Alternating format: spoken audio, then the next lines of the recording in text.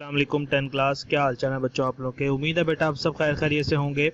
आप लोगों के लिए जो ऑनलाइन क्लासेस स्टार्ट की थी बेटा, उसी सिलसिले में आज हम बायोलॉजी पढ़ेंगे और लेक्चर नंबर हमारा 6 है।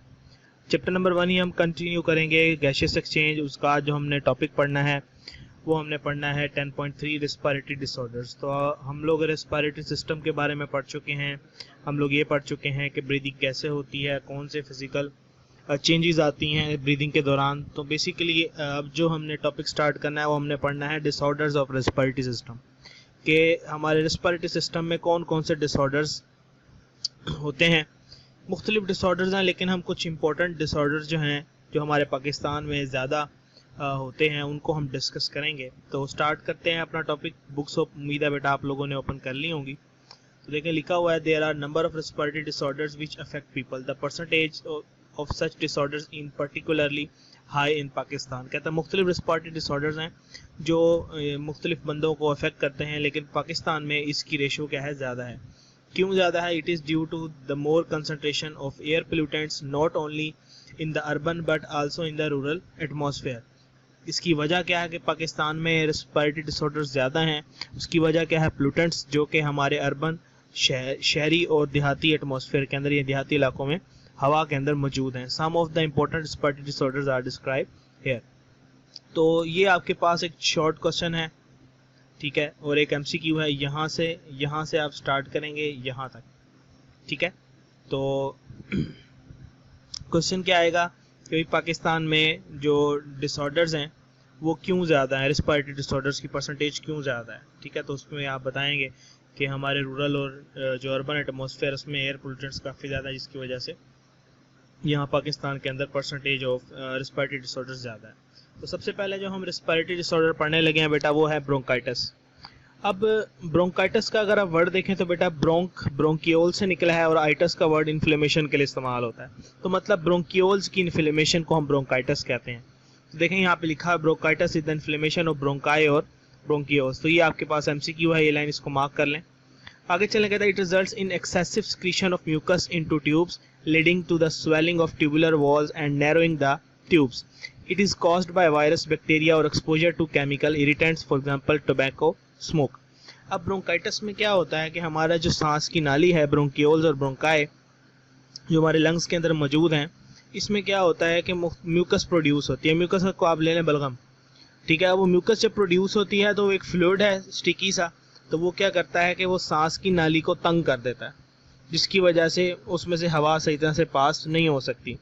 होता है किस वजह से? ये वायरस की वजह से हो सकता है, बैक्टीरिया की वजह से, या फिर कोई केमिकल इरिटेंट से। तो किसी भी बंदे को किसी भी केमिकल से इरिटेशन हो सकती है, लेकिन वो एलर्जी में आ जाता है। लेकिन कुछ केमिकल्स ऐसे हैं जो हर बंदे के लिए सेम होता है, हमारी सांस की नाली में जाए तो प्रॉब्लम कर सकते हैं। तो उसमें उन्होंने एग्जाम्पल दी टोबैको स्मोक की, ठीक है।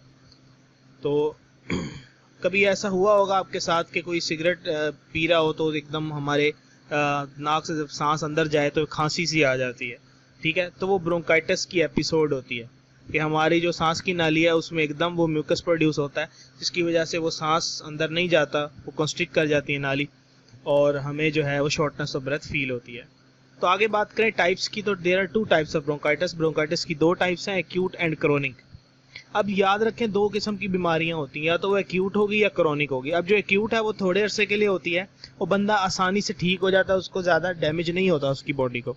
लेकिन क्रोनिक हम ऐसी बीमारी को कहते हैं जो ज़्यादा अरसे के लिए रहती है और ज़्यादा बंदे को नुकसान पहुंचाती है बॉडी को, और इससे रिकवर करना ज़रा मुश्किल होता है। तो देखें यहाँ पे the acute bronchitis usually last about 2 weeks and patient recover with no permanent damage to bronchi और ब्रोंकियोल्स। तो देखें एक्यूट है, इसलिए बंदा सिर्फ 2 वीक्स के अंदर अंदर तकरीबन जो है वो सही हो जाता है, और उसके ब्रोंकाई और ब्रोंकियोल्स को ज़्यादा नुकसान भी नहीं पहुंचता। लेकिन हम क्रोनिक ब्रोंकाइटिस की बात करें, the bronchi develop chronic inflammation, it usually last for 3 months to 2 years। अब ये 3 महीने से 2 साल तक रह सकती है।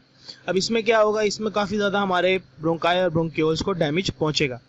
तो अब ये डिफरेंस आता होता है बेटा कि एक्यूट और क्रोनिक ब्रोंकाइटिस का डिफरेंस लिखें, टाइप्स पूछी जा सकती हैं, और एमसीक्यू में इसका अरसा भी पूछा जा सकता है। ये 3 महीने से 2 साल क्रोनिक, और 2 हफ्ते के लिए है तो वो एक्यूट।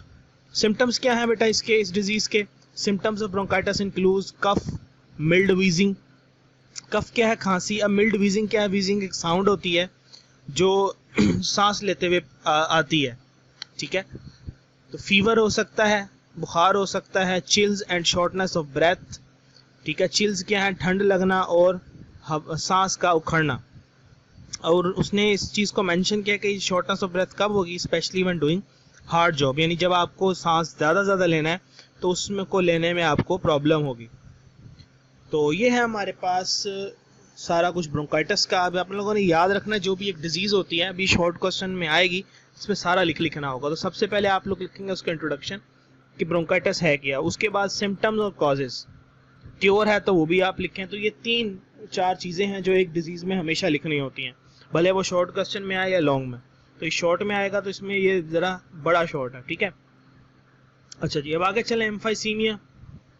अब एम्फाइसीमिया क्या है, ये थोड़ी डिफरेंट है। इसमें क्या होता है, emphysema is the destruction of walls of alveoli. अब जो हमारे एल्विलाई हैं उनकी वॉल्स की डिस्ट्रक्शन है कौन, एम्फाइसीमिया, यानी हमारे जो एल्विलाई हैं वो डिस्ट्रॉय हो जाते हैं, ठीक है। It results in larger sacs but with less surface area for gaseous exchange, ठीक है। ये क्या करता है कि जो आपके एल्विलाई हैं वो बड़े हो जाते हैं, ठीक है। जब बड़े हो जाते हैं यानी मतलब फूल जाएंगे या वो उनका साइज स्मॉल हो जाएगा, मतलब उनकी जो वॉल्स है ना वो स्टिफ हो जाएंगी, मतलब वो कॉन्ट्रैक्ट और रिलैक्स नहीं कर सकते, एक्सपैंड नहीं कर सकते। उनकी जो रबड़ी नेचर है ना, रबड़ी नेचर जो है उनकी, जिसकी वजह से वो एक्सपैंड और रिलैक्स करते हैं, वो ख़त्म हो जाएगी, वो स्टिफ हो जाएंगे, हार्ड हो जाएंगे और अल्टीमेटली वो क्या होंगे, डिस्ट्रॉय हो जाएंगे, जिसकी वजह से एल्विलाई क्या होंगे, ख़त्म। As lung tissue breaks down, the lungs do not come back to its original shape after exhalation, so air may be pushed out or is trapped in lungs, ठीक है। तो इसकी वजह से क्या होगा, आपको पता है कि एल्विलाई मिलकर लंग्स बना रहे होते हैं बेसिकली। तो लंग टिश्यू में डैमेज होगा तो उसकी वजह से क्या होगा कि जब आप सांस लेंगे तो वो वापस अपनी पोजीशन में नहीं आएंगे। इसकी वजह से क्या होगा, हवा सही तरह से बाहर नहीं निकलेगी या फिर हवा जो है वो अंदर ही फंस जाएगी उसके अंदर, ठीक है। अब ये देखें, ये नॉर्मल कंडीशन में एल्विलाई, अब ये किस में है, एम्फाइसीमिया के अंदर। देखें ये बड़ा हो गया, फूल गया, ठीक है, जिसकी वजह से जो आपकी ब्लड कैपिलरीज हैं वो दूर हो गई हैं, तो आपका जो सरफेस एरिया वो यानी area of contact with air और कैपिलरीज वो कम हो गया।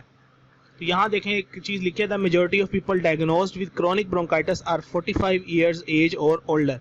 क्रोनिक ब्रोंकाइटिस जो डायग्नोज होता है वो ज़्यादातर 45 ईयर एज के लोगों में या उससे बड़े उम्र के लोगों में होता है। तो ये एमसीक्यू के लिए याद रखें। अब सिम्टम्स की बात करें कि हमें क्या सिम्टम्स नज़र आएंगे एम्फाइसीमिया के अंदर, तो इसको नहीं देखना, ये बेटा नेक्स्ट डिजीज़ है, नमोनिया से रिलेटेड है ये, ठीक है। तो हम एम्फाइसीमिया पढ़ें। The symptoms of emphysema include shortness of breath, fatigue, सांस छोटा होगा, फटीग थकावट होगी, recurrent respiratory infections and weight loss.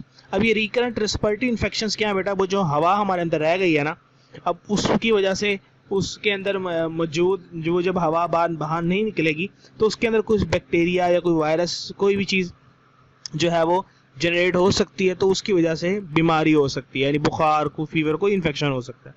Weight loss, ठीक है, वजन में कमी होगी। By the time symptoms of emphysema appear the patient has usually lost 50 to 70% of his or her lung tissue. अब ये एमसीक्यू आप लोगों ने करना है कि जब तक सिम्टम्स अपीयर होते हैं किसके, एम्फाइसीमिया के, तब तक 50 से 70% उसके लंग्स खत्म हो चुके होते हैं। The level of oxygen in blood में gets so low that it cause serious complication. अब जाहिर सी बात है, गैसियस एक्सचेंज नहीं हो रहा तो ऑक्सीजन की भी कमी हो जाती है उसकी वजह से, और दूसरी कॉम्प्लिकेशंस भी सामने आती हैं। तो आगे चलें, नेक्स्ट जो हमारी डिजीज़ है बेटा है वो है नमोनिया। अब नमोनिया क्या है बेटा, नमोनिया का आप लोगों ने अक्सर नाम सुना होगा, कहना हमने सुना हुआ है कि फेफड़ों में पानी पड़ जाना। तो एक्चुअली बेसिकली यही है, ये फेफड़ों में पानी नहीं पड़ जाना, ये बेसिकली क्या है, एक जो है ये देखें, ये पस पड़ जाती है एल्विलाई के अंदर, एल्विलाई भर जाता है, जिसको हम कहते हैं पानी पड़ गया फेफड़ों में। अब इसमें होता क्या है, pneumonia is infection of lungs, ठीक है। In this infection affects both lungs then it is called double pneumonia. अगर नमोनिया हम कह रहे हैं तो मतलब वो एक लंग में अगर है पस पड़ी हुई है तो वो क्या है, नमोनिया। अगर दोनों लंग्स अफेक्टेड हैं, double pneumonia. The most common cause of pneumonia is bacterium called स्पेक्ट्रोकोकस नमोनी। अब ये बैक्टीरिया जो है ये नमोनिया को कॉज करता है। अगर ये हमारे रेस्पिरेटरी सिस्टम के अंदर दाखिल हो जाए तो ये बैक्टीरिया क्या होता है, आपके एल्विलाई में चला जाएगा। जब एल्विलाई में जाएगा तो आपको पता है आपके जो बॉडी के वाइट ब्लड सेल्स हैं वो उसको किल करने की कोशिश करेंगे, इस दौरान वो भी मारे जाएंगे, तो पस पड़ जाती है, तो वो पानी भर जाता है हमारे फेफड़ों में। की वजह से हमें जो डिजीज़ होती है उसको हम क्या कहते हैं, नमोनिया कहते हैं। अब स्ट्रेप्टोकोकस नमोनी मेन बैक्टीरिया है जो ये कॉज करता है। उसके अलावा कुछ वायरसेस हैं जैसे इन्फ्लुएंजा वायरस, वो भी नमोनिया करता है। फंगल इन्फेक्शंस में आल्सो लीड टू नमोनिया। आजकल जैसे आप लोगों को पता है जो कोरोना वायरस कोविड-19 है वो भी नमोनिया कॉज करता है। When the causative organism enter the alveoli, they settle there and grow in number. They break the lung tissue and the area becomes filled with fluid and pus. thus ठीक है, तो वही वाली बात। तो जब वहाँ पे जाके बैठेंगे तो वो हमारे जो है लंग्स को नुकसान पहुँचाना शुरू करेंगे, हमारे वाइट ब्लड सेल्स आ जाएंगे, तो उनकी झड़प होगी। तो वो जो पस आपको पता है, आप लोगों ने पढ़ा हुआ है, ये वाइट ब्लड सेल जो डेड हो जाते हैं लड़ाई के दौरान, हमारे इन्वेडिंग ऑर्गेनिज्म के साथ लड़ाई के दौरान जो पस वाइट ब्लड सेल्स डैमेज हो जाते हैं वो फिर वहाँ इकट्ठे हो जाते हैं, तो उसको हम पस कह रहे होते हैं बेसिकली। तो वो फ्लूइड और पस वहाँ पे इकट्ठा होना शुरू हो जाएगा। सिम्टम्स क्या है? The symptoms of pneumonia include cold that followed by high fever, ठंड लगेगी, बहुत ज़्यादा तेज़ बुखार होगा, शिवरिंग, कपकपी होगी, and a cough with sputum production, बलगम के साथ खांसी होगी।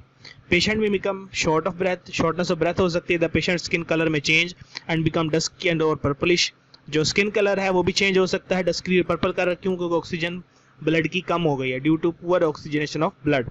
Vaccines are available to prevent pneumonia caused by streptococcus pneumonia. Antibiotics are used to treat this type of pneumonia. हमारे पास वैक्सीन्स हैं, याद रखिएगा, स्पेशली स्ट्रेप्टोकोकस नमोनिया को ट्रीट करने के लिए। लेकिन इनको ट्रीट करने के लिए इनसे बचने के लिए हमारे पास वैक्सीन नहीं है। इनको ट्रीट करने के लिए हम एंटीफंगल एंटीबायोटिक्स का इस्तेमाल करते हैं। इन्फ्लुएंजा की भी वैक्सीन है, उसकी भी वैक्सीन बन चुकी है।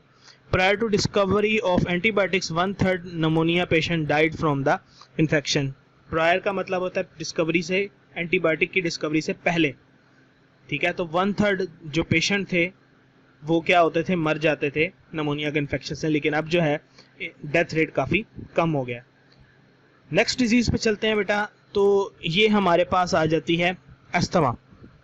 तो अस्थमा और हमारे पास आगे एक और डिजीज़ है जिसको हम लंग कैंसर कहते हैं। तो ये हम इंशाल्लाह नेक्स्ट लेक्चर में पढ़ेंगे। तो आज के लिए इतना ही। इनको अच्छे से आप लोगों ने याद कर लेना है। अस्थमा मैं इसलिए नहीं पढ़ा रहा हूँ क्योंकि अस्थमा और ब्रोंकाइटिस का आपस में थोड़ा सा ताल्लुक है, ठीक है। एक जैसे लगते हैं लेकिन थोड़ा डिफरेंट है एग्जैक्टली बहुत एक दूसरे से। तो आप वो याद कर लेंगे ब्रोंकाइटिस, तो फिर ये पढ़ाऊँगा तो आपको ज़्यादा इजीली समझ आएगा। तो इंशाल्लाह लेक्चर नंबर 7 में आपसे मुलाकात होती है और हम अस्थमा से आगे इस टॉपिक को कंटिन्यू करेंगे। अपना ख्याल रखिएगा बेटे। अल्लाह हाफिज़।